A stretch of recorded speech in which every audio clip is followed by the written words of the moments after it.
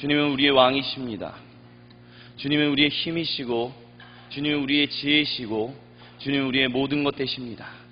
그래서 우리가 연약하고 부족하고 넘어지고 하나님 쓰러질 때 하나님은 우리를 도우시고 우리와 함께 하십니다. 우리를 외면하지 아니하시고 오늘 이 시간도 내가 너와 함께한다 라고 말씀하십니다. 그 주님을 만나기 소망하여 이 수요일 이 저녁에 다른 곳으로 갈 수도 있는데 하나님 이 자리에 모였습니다. 부득이한 사정으로 빠진 분들도 계시지만 하지만 하나님 우리가 이곳에 모여서 같이 예배하고 같이 찬양하고 같이 기도하고 같이 말씀 들을 수 있는 시간을 허락해 주셔서 감사합니다. 하나님 이 시간 주님 말씀하여 주시옵소서. 주님의 말씀을 우리 마음 가운데 심어 하나님 그것이 그 씨앗이 싹을 틔우고 잎을 내고 줄기를 내어 꽃을 피우고 30배 또는 60배 또는 100배의 결실들을 맺기를 소망합니다. 그러기 위해서는 우리가 주님께 집중하기를 소망합니다. 그러나 우리의 힘으로 되지 않습니다. 주님의 힘으로만 할 수 있습니다. 주님 우리와 함께하여 주시옵소서. 주여 우리를 붙들어 주시옵소서. 이 시간 제가 여기 섰습니다. 하지만 하나님 제 이야기를 증거하지 않게 되길 소망합니다. 하나님의 말씀만을 증거하게 되길 소망합니다. 주여 이 시간 악한 마귀 사탄은 나사렛 예수 그리스도의 이름으로 영원히 떠나게 하여 주옵시고 오직 하나님의 말씀만 전하는 저와 듣는 우리 모두가 한마음 한뜻 한 생각으로 오직 하나님께만 집중할 수 있도록 주여 우리와 함께하여 주시옵소서. 주여 인도하여 주시옵소서. 주께서 그렇게 당신의 천군 천사들과 함께 당신의 성령께서 우리와 함께 하실 것을 믿음으로 고백합니다. 모든 영광과 감사와 찬양을 오직 우리 주님께만 올려드립니다. 우리 주 예수님의 이름으로 기도드립니다. 아멘. 오늘 우리에게 주신 하나님의 말씀은 두 군데서 같이 좀 찾아보도록 하겠습니다. 첫 번째 부분은 학개서 1장 3절로부터 6절까지입니다. 제가 가진 성경 구약성경 1309페이지에 있습니다. 학개서 1장 3절로부터 6절입니다. 다 찾으신 줄 알고 한 목소리로 같이 합독하시겠습니다. 여호와의 말씀이 선지자 학개에게 임하여 이르시되 이 성전이 황폐하였거늘 너희가 이때에 판벽한 집에 거주하는 것이 옳으냐. 그러므로 이제 만군의 여호와가 이같이 말하노니 너희는 너희의 행위를 살필지니라. 너희가 많이 뿌릴지라도 수확이 적으며 먹을지라도 배부리지 못하며 마실지라도 흡족하지 못하며 입어도 따뜻하지 못하며 일꾼이 삭을 받아도 그것을 구멍 뚫어진 전대에 넣음이 되느니라. 아멘. 두 번째 우리가 같이 나누실 하나님 말씀은 고린도전서 3장입니다. 고린도전서 3장 16절 17절입니다. 제가 아닌 성경 시작성경 266페이지에 있습니다. 고린도전서 3장 16절 17절 다 찾으신 줄 알고 한 목소리로 합독하시겠습니다. 너희는 너희가 하나님의 성전인 것과 하나님의 성령이 너희 안에 계시는 것을 알지 못하느냐. 누구든지 하나님의 성전을 더럽히면 하나님이 그 사람을 멸하시리라. 하나님의 성전은 거룩하니 너희도 그러하니라. 아멘. 옆에 분들하고 같이 좀 인사했으면 좋겠습니다. 주님의 이름으로 사랑합니다. 같이 인사하시겠습니까? 주님의 이름으로 사랑합니다. 주님의 이름으로 사랑합니다. 여러분이 어렸을 때 사셨던 기억 속에서나 아니면 지금 현재 혹시 여러분의 동네 가운데서 텅텅 비어버린 어떤 건물을 보신 적이 있으십니까? 아니면 지금 혹시 그런 건물을 알고 계십니까?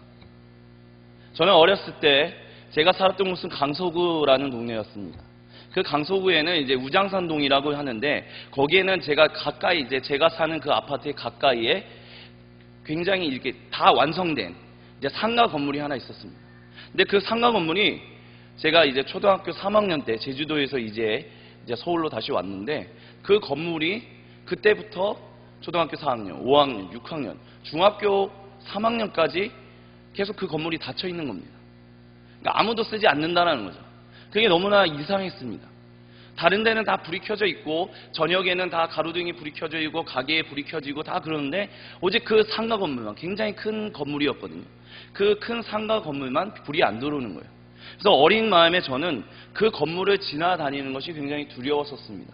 왜냐하면 아무도 살지 않는 그런 건물에 왠지 어린 마음에 혹시 귀신이 있는 것은 아닐까? 혹시 나쁜 사람이 거기 있다가 불량배, 조금 그런 중고등학교에 어떤 좀 노는 그런 분들이 있어서 내가 이렇게 지나가는데 갑자기 문이 삐꺼덕 열리고 너 일로 와봐 하면서 나를 글로 들어오게 해서 내 돈을 같이 하지 않을까? 뭐 이런 두려움이 있었다라는 것이죠. 근데 이 말씀을 드리는 이유는 무엇이냐면 사실 건물 자체는 그렇게 두려운 건 아닙니다. 지금은 이제 뭐 비어진 건물을 본다고 해서 그렇게 두려워하지는 않거든요. 근데 왜 우리는 뭐 예를 들면 시골에 계신 분들은 다 아실 겁니다. 왜 시골에서 살지 않는 집을 빈가, 즉 비어있는 집이라고 얘기하지 않고 왜 폐가라고 얘기할까요? 그리고 왜 우리는 폐가라는 말을 하면 항상 그거에 어떤 으스난, 음산하고 좀 스산한 그런 것과 항상 연결을 해서 그렇게 이야기를 할까요? 저는 아마도 그런 뭐 여러 가지 이유가 있겠지만 그 중에 한 가지 이유는 그 집에 아무도 살지 않기 때문에 그런 것이 아닌가라는 생각이 합니다. 당연한 말씀을 하시네요. 근데 그 아무도 살지 않는다라는 그것이 우리에게 주는 의미가 있다라고 저는 생각합니다. 여러분, 집이 행복한 것은 우리가 집을 좋은 집에 살면 행복할까요? 아니면 행복하고 화목한 가정에서 살면 행복할까요? 저는 당연히 물론 더 잘 갖춰져 있고 더 시설이 좋고 더 모든 것이 잘 갖춰진 그런 집에서 살면 행복할 거라고 생각하지만 그런 집에 산다라고 해서 꼭 행복할 것이다 라고는 생각할 수 없다라고 말씀드리고 싶습니다. 왜냐하면 화목한 가정에서 살 때만 우리가 더 화목하게 살 수 있다라는 것입니다. 과거에 있었던 사람들, 우리 어르신 세대들, 우리 할아버지 세대들, 우리 어르신 세대들이나 우리 할아버지 세대들은 우리가 살고 있는 저나 우리 또 밑에 있는 세대들보다 훨씬 가난하고 훨씬 부족한 환경 가운데 사셨습니다. 하지만 그분들이 저희 아버지하고 대화를 나눠보면 그것이 그렇게까지 뭐 불편한 점은 있었지만 그것이 힘들거나 아니면 내가 화목하지 못했다 그런 식으로 그렇게 얘기하지는 않으십니다. 즉 얘기는 무엇이냐? 우리가 집이라는 것을 얘기할 때 그 집은 항상 좋은 건물을 얘기하는 것이 아니라 화목한 가정을 얘기한다라는 것이죠. 그리고 그런 화목한 가정을 이야기한다라는 것은 무엇이냐면 거기에 어떤 분위기라는 것이 있다라는 것입니다. 정서라는 것이 있다라는 것이죠. 즉 한 가정이 각 가정이 가지고 있는 가치관과 어떤 그런 생각들이 다 다르게 되는 이유들은 무엇이냐면 그 가정을 휘감고 있는 어떤 정서들이 있다라고 이야기할 수 있을 것입니다. 이것을 기독교적으로 얘기한다면 영적인 것이다라고도 얘기할 수 있을 것이라고 생각합니다. 영적인 것. 우리는 지금 우리 이 교회 옆에도 수많은 무당들이 있습니다. 어떤 사람들은 좀 현대적인 사람들은 이제 좀 이성적인 것을 더 중요하다고 생각하는 사람들은 저거는 다 미신이야, 가짜야, 왜 그냥 불안해서 그런 거 믿는 거야 라고 생각하겠지만 기독교인들은 그렇게 생각하지 않습니다. 거기에도 분명히 어떤 영적인 것이 있을 것이다 라고 생각하고 또한 이 교회도 특히 우리가 주님의 이름으로 한 몸 이루는 교회 공동체 안에도 영적인 것이 있다라고 이야기할 수 있을 것입니다. 왜 그렇게 얘기하느냐? 바로 성경이 그렇게 증거하기 때문입니다. 성경이 영적인 것이 있다라는 것을 증거하고 있기 때문입니다. 하나님이 창세기 2장 7절에 하나님이 생기를 불어넣으심에 그 생기를 그 코에 불어넣으심에 사람이 생명이 되었다라는 얘기. 이 얘기는 우리가 영적인 존재다라는 것을 이야기하는 그 가장 대표적인 구절입니다. 그러면 영적인 사람이다라는 것이 무슨 이 세상의 삶과는 전혀 상관없는 것인가? 그런 것은 아니죠. 살아있는 생명이 되었다라는 것의 이야기의 핵심은 우리가 살아있는 그 존재 그 자체가 되었다라는 것입니다. 이 얘기는 다시 한번 말씀드린다면 하나님의 성령이 우리의 안에 있음으로 인하여 우리가 비로소 우리다운 존재가 될 수 있었다라는 것입니다. 우리는 지금 이렇게 눈으로 보고 오감으로 터치하고 생각하고 말하고 먹고 마시고 이렇게 하지만 그래서 우리가 이렇게 사는 것이 사는 모습이라고 생각하지만 성경은 그렇게 얘기하지 않습니다. 성경은 거기에 플러스 알파 하나가 더 있어야 하는데 그것이 무엇이냐? 하나님의 성령이 너희와 함께하지 않는다면 하나님의 성령이 나와 함께 동행하여 그 하나님, 나를 창조하신 그 창조주, 나의 주인, 나의 아버지 그분과 함께 관계 맺지 아니한다면 우리의 삶은 100%라. 100% 진짜 우리다운 존재다라고 이야기할 수 없다라고 이야기하고 있습니다. 그렇기 때문에 우리는 영적인 존재들입니다. 영적인 존재다라는 것은 단순히 무슨 육체적인 것으로 나는 좀 고상한 존재야, 나는 좀 더 영적으로 뭔가 놀라운 일을 하는 존재야, 그런 것이 아니라 하나님과 함께 소통할 수 있는 존재들, 하나님과 함께 관계 맺을 수 있는 존재들이라는 것이 바로 우리에게 말씀하시는 성경이 이야기하는 영적 존재다라는 것입니다. 그래서 근데 이제 중요한 것은 우리가 너무나 잘 아는 것처럼 아담과 하와가 범죄함으로 인해서 죽었다라고 이야기를 하죠. 그 죽었다라는 이야기. 창세기 6장을 보면 하나님이 그렇게 얘기하십니다. 하나님의 아들들이 사람의 딸들과 같이 결혼해서 그렇게 되면 하나님이 말씀하시니 나의 영이 이제 더 이상 사람들과 함께 할 수 없게 되었다 라고 하면서 그 하나님의 영이 떠납니다. 그래서 그런 하나님의 영이 떠난 존재들, 하나님의 영이 함께하지 않는 존재들, 그런 사람들을 가리켜서 성경은 뭐라고 얘기했냐면 죄인이다 라고 얘기를 했습니다. 즉 기독교가 얘기하는 죄인이다라는 말의 핵심은 우리가 윤리적으로 어떤 잘못들을 하는 그런 것들도 포함되는 거지만, 그것을 포함해서 더 넘어간 의미는 무엇이냐면 하나님과의 관계가 단절되었다, 하나님과의 관계가 어그러졌다라는 것이 더 포괄적인 의미다라고 말씀드릴 수 있을 것입니다. 근데 그 하나님과의 관계가 완전히 단절된 그 모든 사람들을 그냥 내버려 두지 아니하시고 구원하기로 결정하셨는데, 그 구원을 어떻게 결정하셨냐? 이스라엘 백성을 부르시는 것으로 그렇게 처음 구약시대에는 그렇게 구원을 결정하셨다라는 것이 구약 39권의 이야기다라는 것입니다. 그것이 바로 오늘 우리가 읽어했던 학개서 1장 3절로부터 6절, 그리고 고린도전서 3장 16절로부터 17절에 나오는 중심 단어, 공통된 단어인 바로 성전입니다. 구약에서는 모세를 통해서 장막 성전을 지었고요, 그 다음에 솔로몬을 통해서 건물 성전을 지었습니다. 근데 이제 성경을 우리가 읽어봤으면 아시겠지만 이스라엘 백성들이 하나님과 함께 관계를 맺어서 더 잘 살아야 하는데, 그 하나님 앞에서 오히려 더 범죄함으로 인해서 하나님의 이름을 모독하고 하나님의 빛과 소금으로서 세상의 제사장 나라가 되어야 하는데도 불구하고 그렇게 살지 못함으로 인해서 하나님의 영이 다시 성전을 떠나는 그런 일들이 일어납니다. 그래서 이제 북이스라엘은 아시리아의 포로로 끌려가고 남유다라는 바벨론의 신바벨론 제국에 이제 끌려가는 일들이 일어나죠. 그리고 그 다음에 오늘 읽었던 학개서는 그 다음에 그들의 포로기가 회복되어서 돌아온 이들을 향한 이야기를 하고 있습니다. 그것이 오늘 우리가 읽었던 3절로부터 6절이다라는 것이죠. 그래서 여호와의 말씀이 선지자 학개에게 임하여 이르시되 이 성전이 황폐하였거늘 너희가 이때에 판벽한 집에 거주하는 것이 옳으냐라고 이야기를 하고 있습니다. 근데 이때의 상황을 잠깐 말씀을 드린다면, 이때의 상황은 이들이 처음 1차 기환을 해서 성전을 막 짓다가 그 성전을 짓는 것을 방해한 세력으로 인해서 한동안 성전 짓는 것이 중단된 시기였습니다. 그래서 희망을 좀 잃어버린 시기였다는 거죠.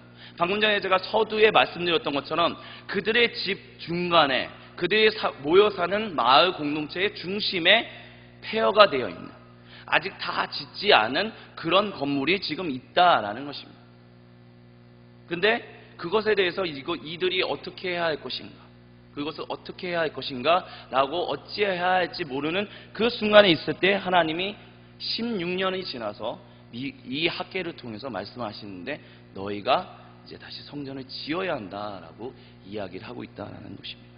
그러면서 5절에 보면 이제 만군의 여호와가 이같이 말하노니 너희는 너희의 행위를 살펴야 한다라고 얘기하면서 6절에 너희가 많이 뿌릴지라도 수확이 적으며 먹을지라도 배부리지 못하며 마실지라도 흡족하지 못하며 입어도 따뜻하지 못하며 일꾼이 삭을 받아도 그것을 구멍 뚫어진 전대에 넣음이 되느니라 라고 이야기를 하고 있습니다. 근데 여기서 한 가지 좀 궁금하지 않으십니까? 하나님이 이렇게 쪼잔하신 분이신가? 라는 생각이 혹시 들지 않으십니까? 즉 무엇이냐? 너희가 성전을 짓지 않으니까, 너희가 성전을 다시 건축하지 않으니까 너희가 하는 모든 것이 잘 안 된다라고 얘기하는 것이 바로 5절, 6절의 이야기입니다. 근데 하나님이 정말 그런 분이실까? 솔로몬 열왕기상 8장에 보면 솔로몬이 성전을 완성하면서 그 성전을 봉헌하면서 그가 그렇게 기도합니다. 하나님, 이 성전이 임하여 주십시오 라고 기도를 합니다. 그러면서 또 다른 얘기로 무슨 얘기를 하냐면 하나님은 이 성전이 아닌 이 성전에만 머무실 수가 없는 정말 위대하시고 광활하신 분이십니다 라고 고백을 합니다.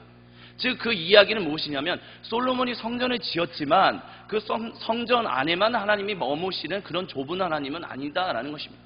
이 얘기를 여기에 적용한다면 무슨 얘기냐?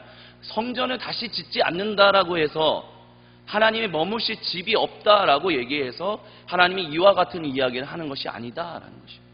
왜냐? 하나님은 온 세상 가운데 거하실 수 있는 분이시기 때문입니다. 근데 왜 그럼에도 불구하고 이 학계를 통해서 왜 하나님은 이스라엘 백성들에게 성전을 짓지 않느냐? 그 성전을 짓지 않으면 너희의 삶이 제대로 돌아가지 않을 것이다. 너희가 아무리 수고해도 제대로 되지 않을 것이다 라고 왜 얘기했냐라는 것입니다. 근데 우리가 지금 읽었던 1장 6절에 많이 뿌리지 않아도 이 수확이 적으며 라는 이야기의 첫 시작이 어디서부터 시작됐느냐? 이것은 바로 창세기 3장에 아담과 하와가 타락하면서 시작된 일이었습니다. 여러분 혹시 기억하시나요? 하나님이 아담에게 저주를 이제 심판을 하시면서 뭐라고 얘기하시냐면 너가 아무리 땀을 흘려도 너가 수고한 만큼의 소출을 얻지 못할 것이다. 땅은 엉겅퀴를 낼 것이다. 뭐 이런 얘기들 했습니다. 그 얘기의 핵심은 무엇이냐? 너가 아무리 수고하고 너가 아무리 노력해도 너가 수고한 만큼 너가 노력한 만큼의 너가 만족할 수 있는 정당한 대가를 얻지 못할 것이다 라고 하나님이 그 아담과 하와의 그 심판 이후에 그런 일들이 이루어졌다는 것입니다. 그럼 그 일을 왜 그렇게 하셨느냐? 왜 그렇게 하셨느냐?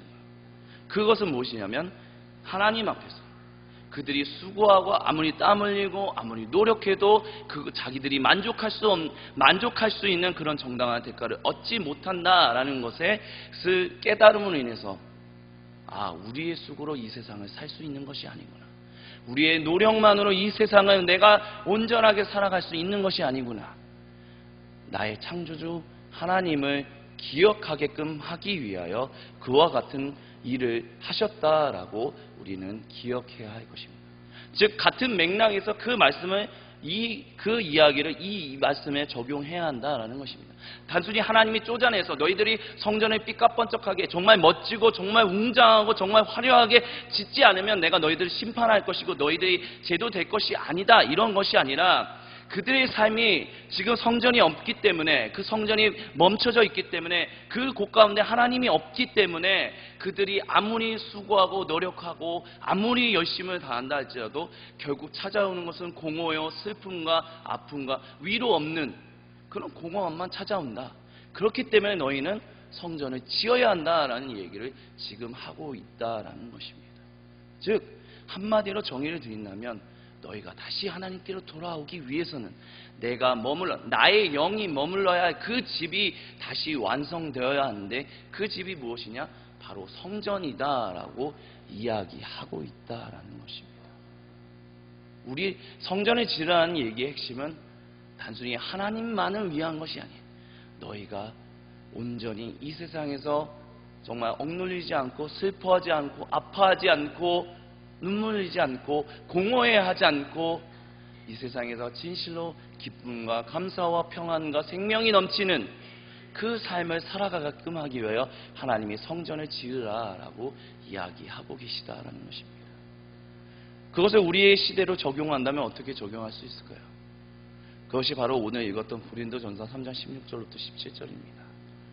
사도 바울은 성전에 대해서 이제는 건물 성전이다라고 얘기하지 않고 이제는 하나님을 믿는 아들 예수 그리스도를 구세주로 고백하는 모든 이들 한 명 한 명이 그리고 그들이 모인 공동체가 바로 성전이다라고 이야기를 하고 있습니다. 즉 건물에만 이제 더 이상 머무시지는 않는다라는 것입니다.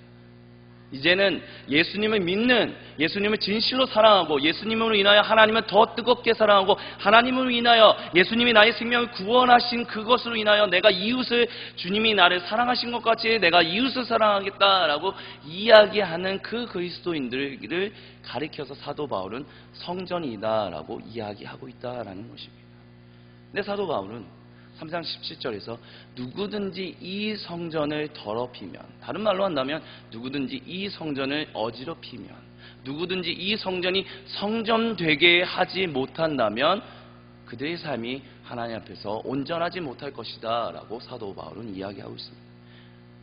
우리가 너무나 잘 아는 이야기, 사도 바울이 그렇게 얘기합니다. 그 당시에 고린도 교회에는 많은 사람들이 나는 바울파요, 나는 아볼로파요, 나는 베드로파요 그렇게 하는데, 사도 바울은 유명한 얘기를 합니다. 나는 씨를 뿌렸고 아볼로는 물을 쥐었으며 이렇게 하는데 오직 자라나게 하신 이는 그리스도이니, 이 얘기를 하는 이야기가 무엇이냐? 고린도 교회가 너무 분열되어 있었다라는 것이죠. 주님 안에서 한 몸 이룬 공동체이고 주님의 성령으로 인하여 정말 충만하게 하나님과 함께 교통하는 그 공동체로서 하나님께서 세우셨는데, 서로 분열되고 서로 다투고 서로 아파하고 서로 그런 다툼과 분쟁이 일어남으로 인해서 그 성전이 성전된 그 역할을 못하고 있다라는 것이 사도 바울이 본 것이 고린도 교회의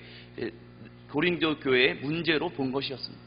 그렇기 때문에 그런 분열이 일어나면 교회가 교회답지 못하고 성전이 성전다운 역할을 하지 못한다. 그렇다면 성전이 성전다운 역할을 하지 못한다면 결국 무슨 결과가 나타나느냐? 너희가 예수 그리스도로 인하여 하나님으로부터 다시 새 생명을 얻고 하나님과 다시 교통하고 하나님과 다시 소통할 수 있는데 그 소통이 막힌다라는 얘기를 하고 있다라는 것입니다. 그렇기 때문에 하나 되어야 한다. 그렇기 때문에 바울이 중요한 것이 아니고 아볼로가 중요한 것이 아니고 베드로가 중요한 것이 아니라 오직 그리스도, 우리에게 다시 성령님을 우리에게 부어주신, 성령님이 다시 우리에게 돌아오게 해 주신 그 그리스도 예수님이 중요하다라는 이야기를 하고 있다라는 것입니다. 사랑하는 성도님 여러분, 우리는 성전입니다. 여러분 한 분 한 분이 성전입니다. 왜 성전입니까? 하나님의 영이 여러분 안에 거하시기 때문입니다. 하나님의 영이 너희 가운데 거하실 것이라고 예수님이 약속하셨기 때문입니다. 나는 하나님의 성령을 잘 못 느끼고 있는 것 같은데. 그렇지만 여러분이 그리스도 예수님을 나의 인생의 구세주, 즉 내 인생을 진실로 내가 나다운 존재로 살아갈 수 있게 하나님과 온전한 관계를 맺는 그 역할을 그리스도 예수님을 통해서 그 일이 이루어졌다라고 고백하는 모든 이들은 다 하나님의 영을 가슴속에, 아니면 그 가슴속에 가지고 있는, 그리고 가질 수 있는 성전입니다. 우리는 모두 성전입니다. 그러면 우리는 지금 성전다운 삶을 살아가고 계십니까? 우리는 지금 사순절 기간을 보내고 있습니다. 사순절이라는 것은 예수님이 걸어가셨던, 왜 예수님이 십자가를 해서 죽으시고 부활하셨는가? 왜 예수님이 그 가시지도 않아도 되는 그 길을 가셨는가를 우리가 특별하게 묵상하는, 그래서 초대교회로부터 계속해서 내려왔던 전통적인 절기입니다. 그래서 다른 어느 시기보다 더 하나님 말씀 가운데 나아가고 더 하나님께 기도하는 그런 시기입니다. 많은 분들이 그래서 지금 우리 한성교회에 계신 많은 성도님들도 그렇게 기도하고 그렇게 나아가고 계십니다. 너무나도 아름답고 너무나도 복된 것이다라고 저는 그렇게 생각합니다. 그러면 우리는 이 사순절 기간 동안 무엇을 묵상해야 하는가? 그리고 그 사순절, 그리스도 예수님이 결국 궁극적으로 나를 그리고 우리를 위하여 하고자 하셨던 일이 무엇인가? 무엇을 묵상해야 하는가? 그 중에 하나로 저는 성전을 추천해드리고 싶습니다. 담임 목사님이 수많은 시간 동안 그리고 수많은 예배 동안 계속해서 하나님 앞에서 하나 됩시다, 사랑합시다. 이것은 단순히 우리가 하나 되지 않았기 때문에 얘기하시는 것이, 그렇게 얘기하시는 것이 아닙니다. 하나 되었지만 항상 하나 되어야 하기 때문에 담임 목사님이 그렇게 매 순간순간마다 강조하신다라고 생각합니다. 그것이 핵심이기 때문에, 그것이 그리스도 예수님을 통해서 우리를 부르신 삶의 목적의 핵심이기 때문에 우리가 그렇게 살지만 더 그렇게 살기, 그리고 항상 그렇게 살 수 있게 바라시는 마음 가운데서 하나님이 담임 목사님을 통해서 그와 같은 이야기를 계속해서 증거한다라고 저는 그렇게 믿음으로 고백합니다. 그렇기 때문에 우리도 이제는 담임 목사님만, 아니면 말씀을 증거하는 설교자만 그러는 것이 아니라 우리의 입술, 우리가 기도할 때마다 그렇게 좀 고백할 수 있었으면 좋겠습니다. 뭐라고 고백하느냐? 하나님 앞에서 하나 됩시다. 하나님 앞에서 한 몸 이룬 공동체로서, 진짜 공동체로서 한번 멋지게 살아봅시다. 항상, 그리고 주님 오시는 그날까지 그렇게 살아봅시다 라고 이야기할 수 있는 우리 모두가 됐으면 좋겠습니다. 그렇게 된다면 우리의 교회 공동체는 하나님 앞에서 지금도 더 멋지고, 지금도 항상 멋지고 항상 아름다운 공동체이지만 앞으로도 영원토록 주님 다시 오시는 그날까지 정말 이 공동체는 놀라운 공동체야. 하나님이 정말 사랑하고 잘하였도다 충성된 나의 사랑하는 아들 딸들이여, 너희가 진실로 내가 원하고 기뻐하는 그 관계를 맺고 있구나. 그와 같은 칭찬을 지금부터 주님 다시 오시는 그날까지, 그리고 주님 다시 오셔서 새롭게 이어질 새하늘과 새 땅까지 이어질 것이라고 저는 그렇게 믿음으로 고백합니다. 말씀을 마무리 짓겠습니다. 하나님, 우리 가운데 함께하여 주옵소서. 이 사순절 기간 동안 특별히 우리가 여러 가지를 기도하며 주님 가셨던 그 길을 우리가 달려갔는데, 특별히 하나님 성전으로서 우리를 삼아주셨던 그것을 기억하며, 하나님 내가 성전되게 하여 주옵소서. 우리가 성전되게 하여 주옵소서. 그것은 내 힘으로 되지 않습니다. 오직 주님의 힘과 능력으로 가능합니다. 그래서 이 세상에서 진실로 하나님이 창조하셨던 그 모습 그대로, 원래 원하셨던 그, 원래 의도하셨던 그 삶의 모습대로 내가 제대로 살아있는 존재로서 살 수 있게, 그리고 그 생명의 빛을 다른 이들에게 나눌 수 있는 그런 사람으로 살아갈 수 있게 주여 나와 함께하여 주시옵소서 라고 기도하고, 항상 기도하고 그 힘을 받아 누리며 살아가는 우리 모두가 되기를 나사의 예수 그리스도 이름으로 간절히 축원드립니다. 같이 기도하시겠습니다. 사랑의 하나님 아버지, 감사합니다. 주님이 우리를 성전 삼으셨습니다. 주님이 우리와 함께 하십니다. 예수님께서 우리를 위하여 죽으셨고 우리를 위하여 부활하신 이유는 우리에게 다시 성령님을 부으시기 위함이었습니다. 그것은 왜냐하면 우리가 진실로 이 땅에서 온전히 살아가게끔 하시기 위함이었습니다. 이 땅에서 억눌리고, 이 땅에서 슬퍼하고, 이 땅에서 좌절하는 그 삶에서 벗어나 진실로 하나님과의 관계 가운데서 생명을 누리고, 기쁨을 누리고, 감사를 누리고, 소망을 누리고, 사랑을 누리게끔 하나님이 원하시기에 주님, 예수님께서 나를 위하여, 그리고 우리를 위하여 십자가에서 죽으시고 부활하셨습니다. 그리고 성령님을 우리에게 부어주셨습니다. 하나님, 그 크신 사랑으로 인하여 성전된 나, 그리고 성전된 우리, 성전된 한성교회 공동체, 하나님 각 가정교회, 그리고 유아교회, 어린이교회, 청소년교회, 청년교회, 이 교회 공동체를 하나님이 세우셨습니다. 하나님의 핏값으로 세우셨습니다. 그 핏값대로 이제는 내가 살아가게 되길 소망합니다. 주님이 나를 위하여 뿌리신 그 피대로 내가 살아갈 수 있게 되길 원합니다. 우리 공동체가 그렇게 생명을 누리고 성령님의 충만한 은혜 가운데서 기쁨과 믿음과 소망과 사랑을 누리며 살아가게 되길 소망합니다. 주여, 우리에게 힘 주시옵소서. 말씀의 능력을 더하여 주시옵소서. 우리의 힘으로 살아가지 못합니다. 하지만 하나님의 힘으로 우리가 넉넉하게 승리하며 살아갈 수 있습니다. 주님께서 이 말씀 가운데, 우리의 마음 가운데 이 말씀이 심겨지게 하심을 믿음으로 고백합니다. 혹시 연약한 인간 목사의 이야기가 있었다면 하나님 용서하여 주시고, 우리 성도님들 그 마음 가운데서 기억나지 않도록 주님 다 가져가 주옵소서. 죽정이는 다 걷어가 주시옵소서. 그리고 오직 주님이 주고자 하셨던, 오늘 우리에게 나누고자 하셨던 그 알곡만, 그 알맹이만 우리의 마음밭에 씨앗 뿌려 30배, 60배, 100배의 결실을 맺을 수 있도록 주여 우리와 함께하여 주시옵소서. 주님께 모든 영광과 감사와 찬양을 올려드립니다. 우리 주 그리스도 예수님의 이름으로 감사드리며 간절히 기도드립니다. 아멘. 우리 찬송가